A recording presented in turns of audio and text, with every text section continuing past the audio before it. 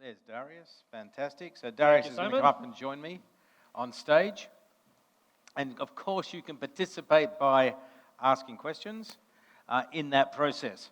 Okay, so Darius, we're going to have a chat about PropTech in Southeast Asia and is there light at the end of the tunnel? Now that you selected that title, so let's start by why did you select that title? Oh, because it's quite gloomy, isn't it? So we've had a hype, and now we are in a kind of the trough of the Gartner hype curve. So a lot of people are thinking, well, is there light at the end of the tunnel? Is there exits? We haven't seen any real exits yet. PropertyGuru being a great one. Thank you to them. Yeah. But other than that, not much. So yeah. I guess if you think of exits in Southeast Asia, you've had PropertyGuru, you've had iProperty, you've had iProperty, of course. Yeah. And then there's been some smaller exits like Dot Property and so on that got rolled up. But you're right, there's not a lot that you can go back and go, oh yeah, there's been a very clear process market. Now before we go down this rabbit hole, tell us about the 99 Group. Yeah, of course. So my name is Darius. I run 99 Group, which is a pure play property portal vertical classified operator. We operate in Singapore, Indonesia. We're the number 2 in Singapore behind PropertyGuru, and we're the number 1 in Indonesia. In fact, we are, as of 2 years ago, as of 1.5 years ago, we're the only one left in Indonesia, which is a pure play classified. We are incredibly honored to be here. Thank you, Simon, for the invite. This year is very special for us. Not only today, we celebrated 18 years of Room 123, even though we've been operating this for 5 years, but Room 123 has been around for 18 years. But the real special thing is we were mentioned for the first time by Malcolm in his presentation. So you've... So I don't know if Malcolm is still around, so thank you, Malcolm. Okay. We've been around for 10 years. You graduated to Malcolm's presentation. That is a feel like we made true honor. True honor. Fantastic. So let's start sort of talking about the PropTech evolution in Southeast Asia, because I want to start from a strategic level and we can bring in 99 Group as part of that conversation. How do you see the overall Southeast Asian PropTech sector evolving? We've heard, if we go back in time, it's like transactions, it's hard to make money out of classifieds and so on. But you run a classifieds business. Yeah. Is that hard to make money, especially in the Indonesian market? Or have you sort of cracked the code? No, it's absolutely terrible, right? When we first started to build a classified in Indonesia, that's about 8 years ago, there were 8 property portals. Nobody was making money.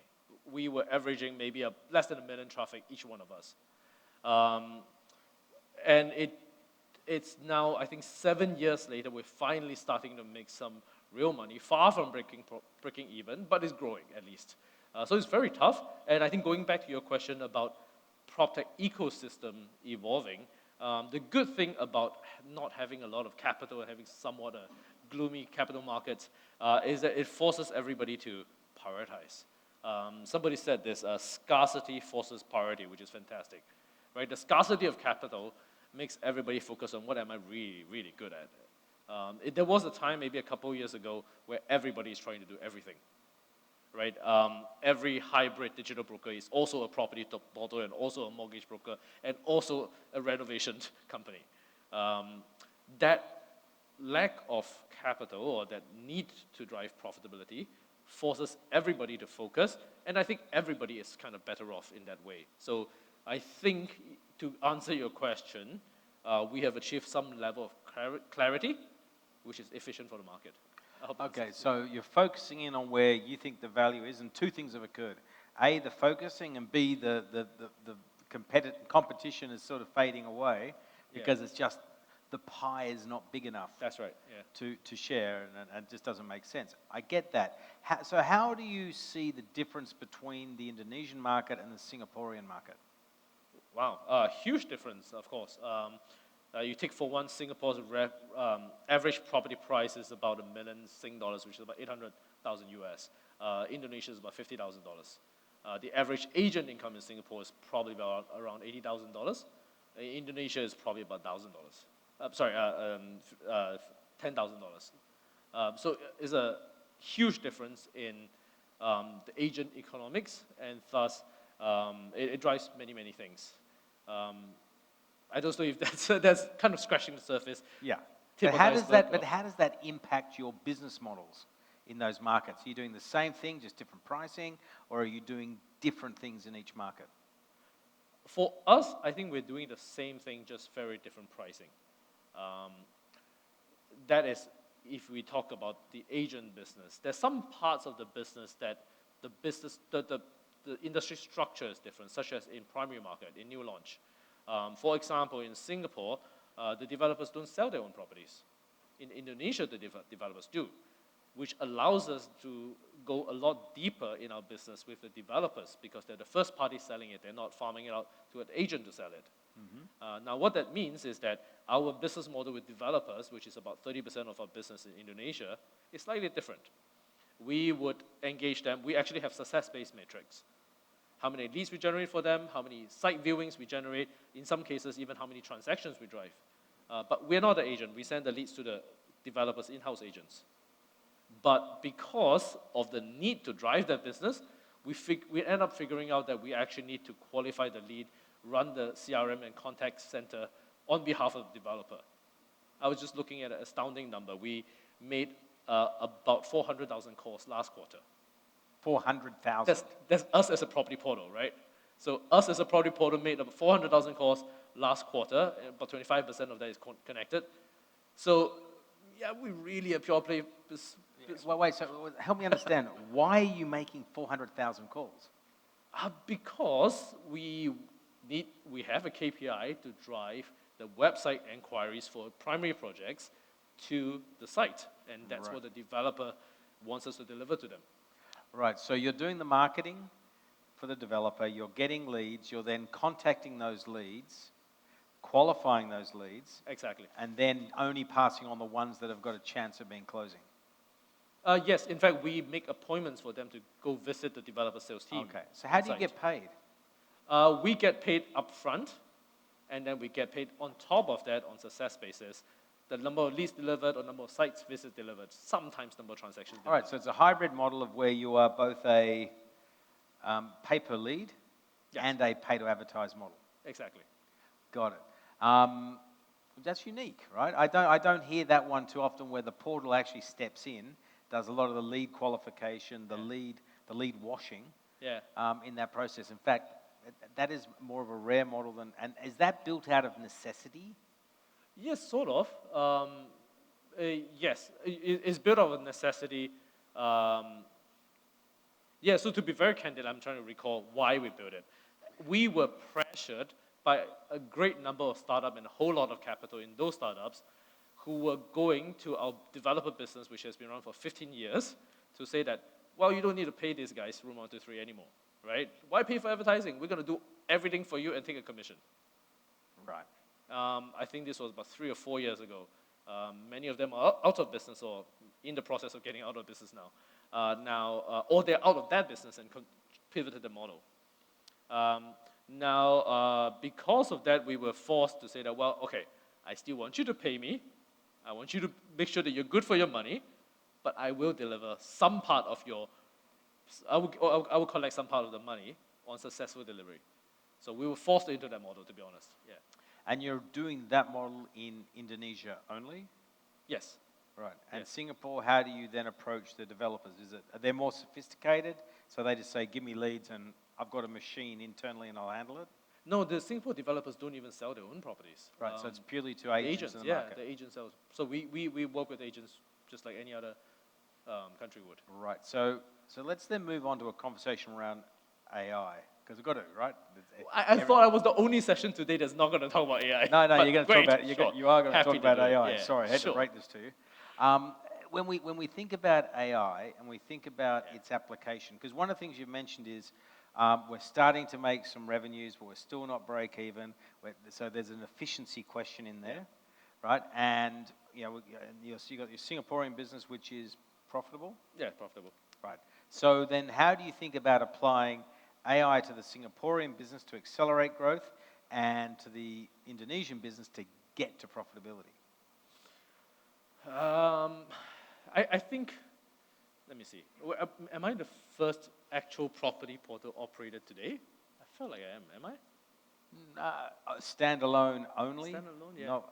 I mean, we got Mike and... no, there's a lot of Yeah. Honestly, I can't remember. Yeah, okay. It's been a long day. Yeah, it's been a long day. The reason I ask is because from our perspective, certainly AI is a bit of a threat, a bit of a opportunity. So we actually don't think about it that much. Not more than, so for example, we think that is an opportunity to gain traffic and make sure that we get index on LLMs.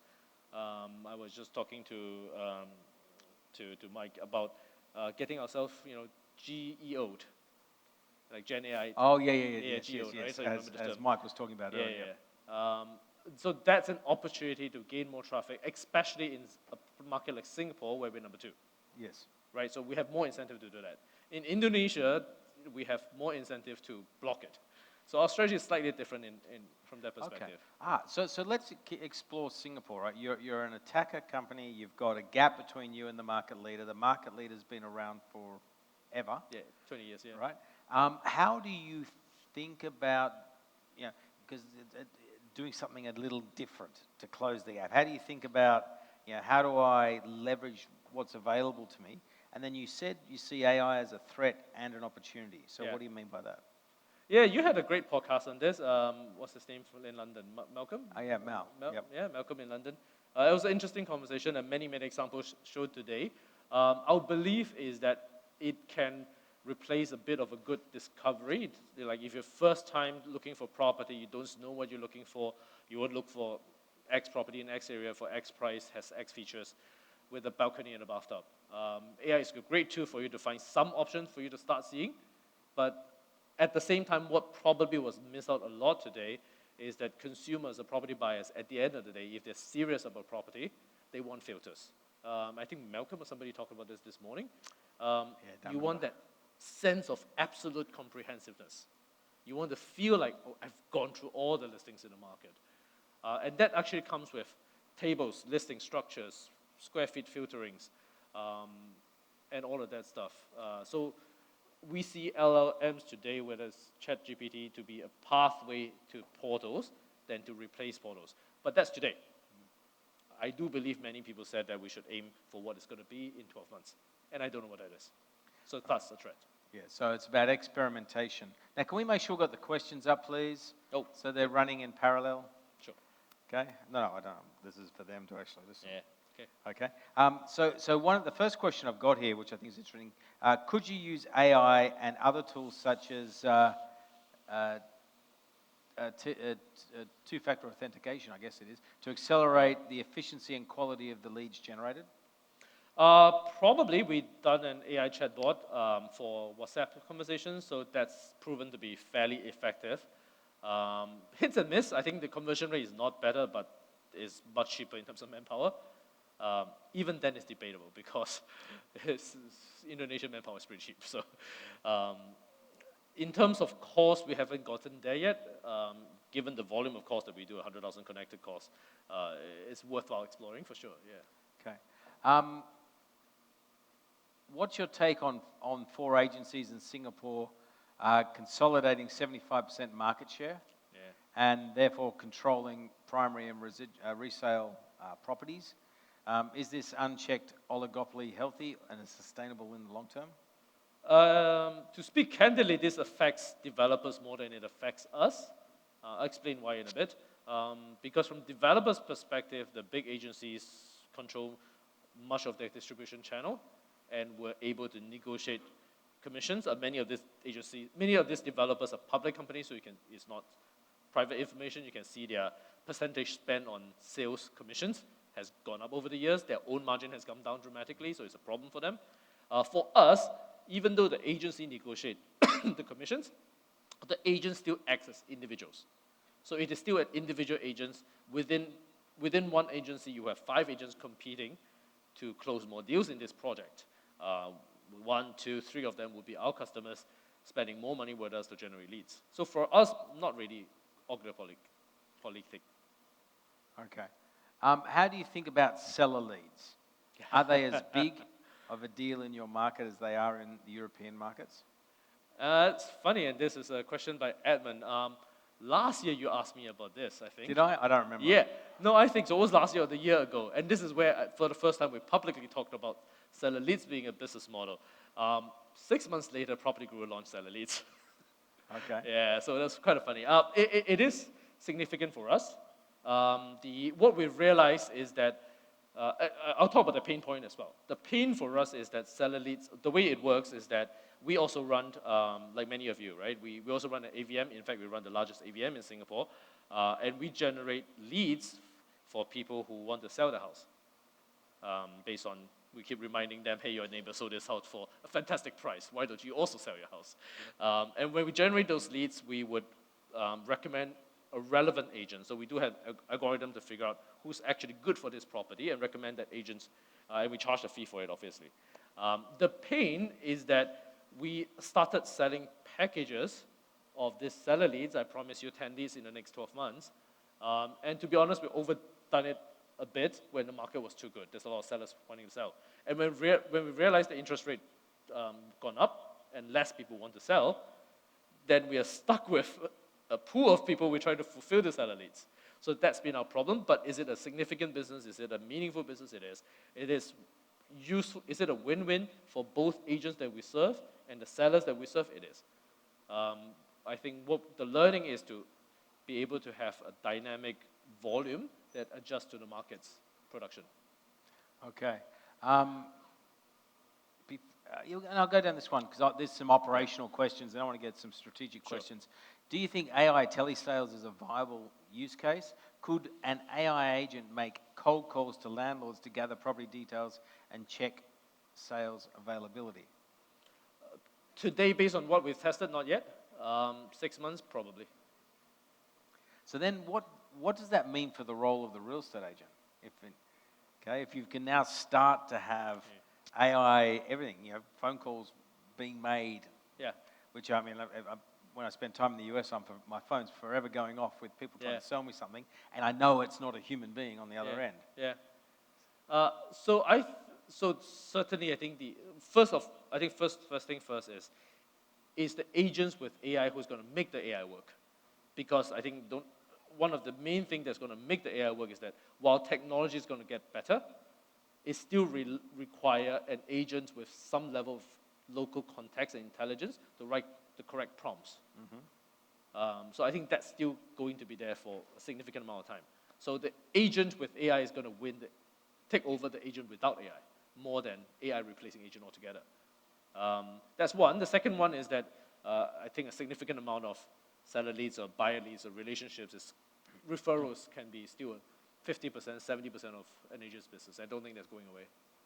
Okay. Now, another question. I heard that each of the islands in Indonesia has a very different approach to selling property.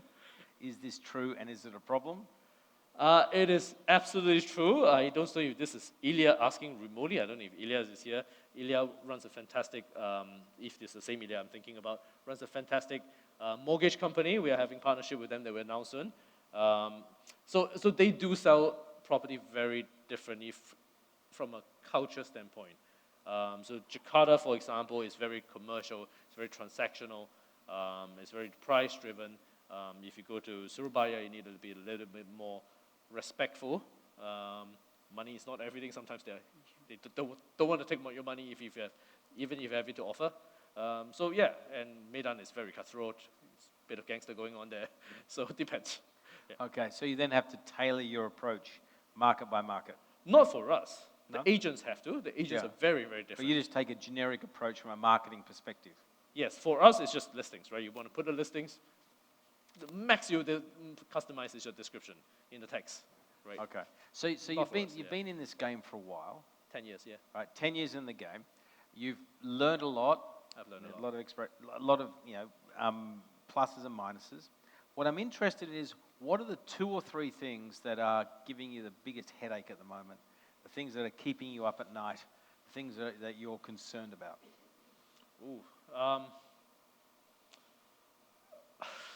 Cliche as it might be, talent. People. AI solves the problem. Next. No, absolutely not. No? You need people to use the AI. And Tanuj had a great podcast with you the other day, right? So one of our big clients, Pashouse, So they are kind of a multi-layer full brokerage. They've got a brokerage area, they are an iBuyer, they are also a mortgage broker, they are also a renovation company, much like Tanush is doing in India. Yes. So they're for Indonesia, they're a big client of ours. And for them, they're able to do all of these things and create an attachment rate across the entire transaction. Yes. So this is the difference between trying to be everything and not have it actually connected and having it connected. The difference is people. Okay. Yeah, so for us, I think we have multiple lines of businesses as well. Having the right people and right culture to connect them is very difficult. Okay, so what are the multiple lines of business? We have a mortgage origination business. We have a new launch business that becomes a secondary lead seller lead generation business. Okay. We've got an AVM business that generates seller leads. The AVM seller leads generate business is connected to the refinancing business, which is a mortgage origination. There's multiple lines of this. Okay, so we saw a chart earlier today from, I think it was Malcolm, about the attach rates, and what it's basically saying was the businesses that existed 10 years ago are still the same ones today, and there's that little grey box, I think is what he said, around mortgage broking and so on, okay? When you look at your business structure and the different revenue streams, is it 25, 25, 25, or is it like 90 and then everything else is making up the other 10? You already know the answer. No, I don't know. You already know the answer. You've said this many times over.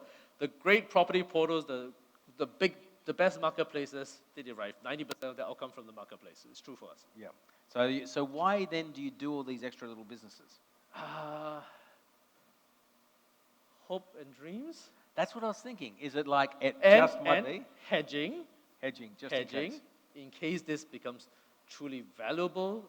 I give you an example. One thing that we want to get to, but we haven't gotten to. A lead in Singapore or in Indonesia, right? If you have an approval in principle to say that you are financing ready, that lead is worth a lot more to an agent than a non-qualified lead. Now, it might look like this is marketplace revenue, but to enable that to happen, I need the mortgage to work. And this is why one of the reasons I'm very interested to work with mortgage companies like Ringcast. To say, hey, maybe their technology or work with bank directly and find ways to say that. How can I tell the agent that this is a quality lead, he's mortgage ready? Right. So each of these parts of the business actually fit into an overall process. I get a lead, do they have a mortgage? If not, I've got a business over here. If I can get the attachment, I've now doubled, tripled, quadrupled the value of that lead in reality. Now, because I'm dealing with developers or whatever, I can then sell it at a higher level, or I get a higher return on my investment just from that one lead. Yes, but right now it's still at the scale of hopes and dreams. Which means you haven't got the process working properly yet, from end to end? We're trying, it's tough. Yeah. So that's an interesting question, because portals around the world have said, I'm going into mortgages because someone's looking for a house, I'm going to attach a mortgage. It's really obvious. But no one's cracked the code, really cracked the code on doing it. So is it still just a hope and dream? For us, at the scale we're currently operating is hopes and dreams. I think it's sufficient belief for us to continue investing in it. I mean, I'm sure you've seen the Redfin transaction. I think the broker, the attachment with brokers are very clear. Yes. Right? So brokers and mortgage brokers very clear. Now the question is, why isn't Portal be able to do it? And why is it that all of us, despite knowing this pattern and knowing these facts for 10 years, we're still trying? Yes. It's something that we believe should work that has not yet worked. Right, so there's a hope. It's hope and dream right now. Okay, that was one of the things that keeps you awake at night, talent. What else keeps you awake at night? Well, really keeping me up at night, I suppose, is would be AI if I have to pick. Yeah, it would be AI. But from what perspective? You keep going, my God, there's such a great opportunity. Am I getting the most out of it? Or is it, oh no, this could destroy my business? I think the second part. The first part, I think we do a pretty good job in adopting and incorporating technology to make ourselves better. The second part is the classic kind of innovator's dilemma, right? We are certainly not, we're certainly not egoistic, so we're always paranoid and watching our backs. Yep. But yet, I think we could still miss it. So how do you think it could impact the business negatively? What's the thing that's like, oh God, if the consumers sort of adopt this and it's going to go around me, or how are you thinking about that downside potential? Yeah, like I said, I think we believe the consumer usage of ChatGPT or LLMs of the like for consumers is gonna change faster. I agree with you. You said that before as well. It's gonna change faster than most people think it is, from search behavior like Google.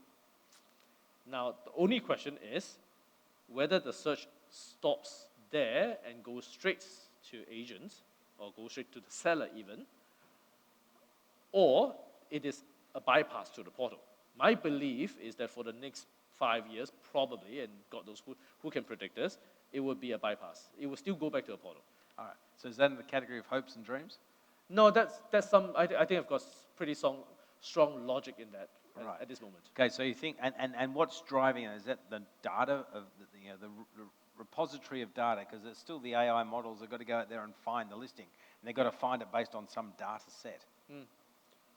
Yeah, and based on if you see Malcolm's screenshot just now, if you try to look at the search results, one of the sites we own is SRX, which he showed just now, and the ChatGPT message was the phone number was 9354XXXX, right? So that's a very tactical level of thinking, which is like, yeah, we're gonna let you index us, but not the phone number. Yes. Right? Like it's down to that level of tactical thinking we're thinking about, to be honest. Yeah. Although eventually the AI would hopefully have the capacity of going, I know this house, I've seen it somewhere before, I know the agent, somewhere else. I'll just bring all that data together and present an answer that's executable rather than one that's partly executable. Yeah, that's right. That's the one that keeps me up at night. It just outsmarts us. But it will. I mean, I think we have to be inevitably, we are at the whim of both AI and the US at the moment. Yeah. Right? Maybe, yeah. And the fundamental problem we've got, I think, is that if we keep our eye on what is potentially coming and then think about how to embrace rather than trying to hold it back. Yeah. And it just reminds me something. I feel like I'm living through 2000 again. Yeah. Right. When having negotiated the deal for News to buy REA or buy into REA at that point in time, then having the conversations with all the papers, right? And you could see the fear in their eyes and the desire to hold you back. And they were having conversations of, well, make sure you spend your money over here and do this and do that and so on. And true story, I do remember having worked with News to get the contract signed and going up to, there's a guy called John Hartigan and a guy called Peter McCourt. Yeah. John Hartigan was the CEO of News Limited at that point in time, and Peter McCourt was the COO, and Peter McCourt had to sign the contract. And while signing the contract, he goes, this is not a real business, right? And this is because they were investing 2.25 million and 8 million of marketing. Yeah. And they thought, it's giving away stuff we can't sell anyway. Okay? But then what happened was that whole conversation of, we're going to hold it back. And if they'd embraced it more, faster, I think there would have been a very different outcome, because you would have had more newspapers around the world who had owned that online real estate experience, but they didn't. So the question is... but the credits to you and your team, you guys done fantastically, right? Better than Fairfax Domain, for one, amongst other things. This is all ancient history. But what's interesting is the lesson about embracing. Yeah. Like, AI is there. It's not going to go away. You're not going to wake up on Monday next week and, that was all like iBuyers, right? It's not like a fad, right? It's actually going to be real and present. So I wonder, how do you then, instead of fearing it, lean into the problem and try to embrace it more? I'm here to learn. So I feel like I'm a psychologist having a counseling session. You must embrace your fear. Embrace your fear, right? But I do think it's an interesting question for everyone out there, because we can paint a picture of the world's coming to an end. They're going to change. They're going to bypass us, and so on. But I think there's an element of being correct that you can think about it taking time. You're going to have higher quality data in a more structured format, and how you then position yourself so that these AI engines find you first. Yeah. They go, you've got enough, I don't really need to go anywhere else, versus it's not of the right quality, I'm going to have to look somewhere else. And I think you can also embrace on how you then, is there an opportunity to brand an AI-driven search agent, but brand it Room123, brand it 99Co. So it becomes the brand of the search, but it's a different type of search. It's not a search on the site, it's not a filtered-based search, but it's a free-form search. But then it's about positioning the brand of trust. Use my AI real estate agent. It's going to be working 24/7 for you. It's going to do all the searching. It's going to search this site, which is 99Co, but it's also going to search maybe PropertyGuru and so on. But now you're positioning yourself as the trusted agent. It's a very interesting idea. Yeah, I thought. I'll leave it at that. So I thought. Okay, so anyway, I think the challenge here for the industry is how to embrace this potential change. Yeah. I would love to learn from you if anybody has done that to understand. Have I solved your fears? Have you solved my fears? No, okay. Can you sleep better at night? Here's one more thing that I'll say, which is completely unintuitive, right? I think one of the things that as a founder, I need to think about is shareholder, is cap table. I feel like the biggest hurdle to us embracing the future is shareholder patience. And how long do they think about the world? Okay. I'm sure you understand that comment fully. Oh yes, I do. Shareholders can be wonderfully supportive and incredibly painful. Okay. and Darius? If they had long enough view, I think there's actually a lot more to gain than to lose. I agree. And that's about education, your shareholder. Anyway, sorry, we could prattle on for ages because it's an interesting topic. So Darius, thank you very much for sharing your thoughts and coming to the doctor's couch. Okay. Honest, mate. Thank you very much. Thanks very much.